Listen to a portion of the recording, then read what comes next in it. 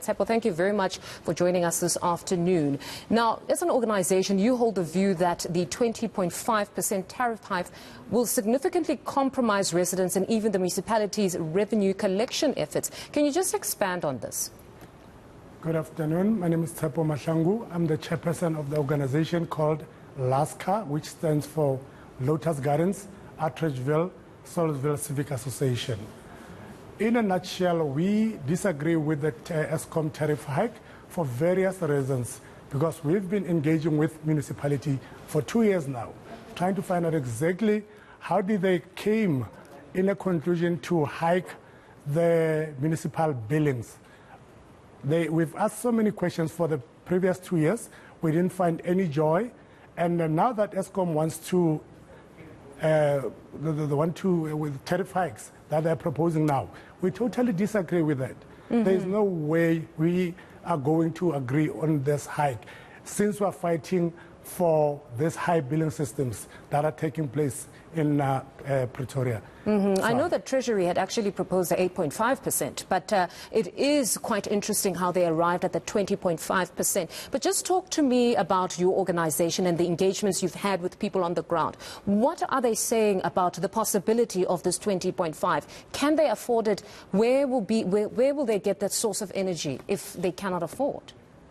To be honest, it's ridiculous. The people from the ground, specifically the people that are called ratepayers, mostly are elderly people who've been paying rent, I don't know, since because Atteridgeville, basically, in Tshwane, was one of the townships that paid from, I don't know, 1 cent or 2 cents. A long time ago, they've been paying this amount.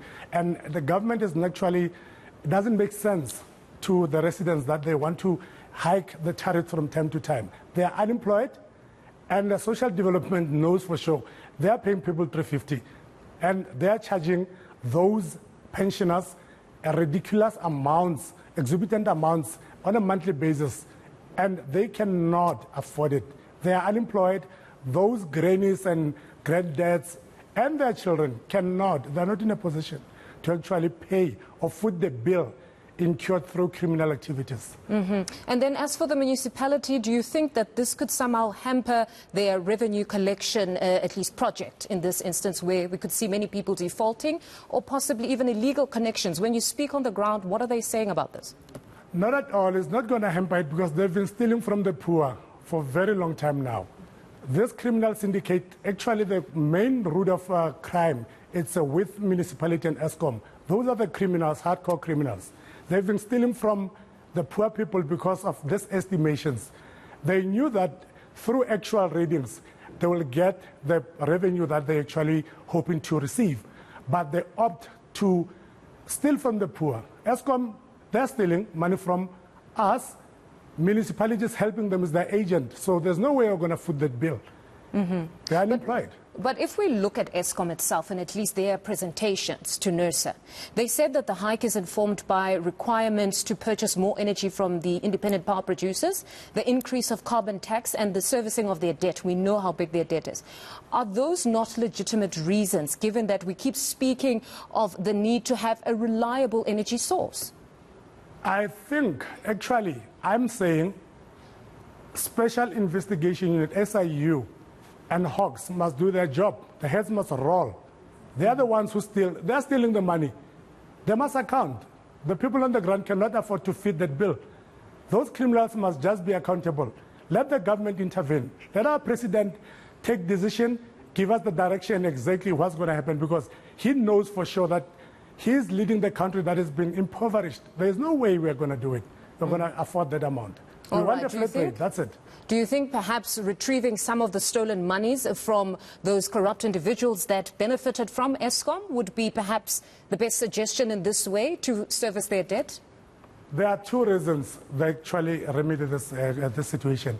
We are in what do you call this disaster management. Where is the relief package for the poor? Why are they not giving us the relief package? Because they're supposed to give it to us, the poor people. It's the 350. They're busy giving SAA and other people. What about the ordinary people who are not actually backing off? I mean, a resident of Tshwane, they never refuse to pay any money because we want service delivery. We are always paying. but we cannot foot the bill. It's so simple. Let the president take the decision. Let the Hawks and SIU go to those departments, especially municipality, and crack down on those thieves. And they can give them package or whatever relief package they have, because they've got 500 billion stimulus package. Let them use it for the good cause. Let them scrap the bills, and we will pay what is supposed to be paid through actual readings. That's it. All right, all right. Mr. Mahlangu, thank you very much for your time.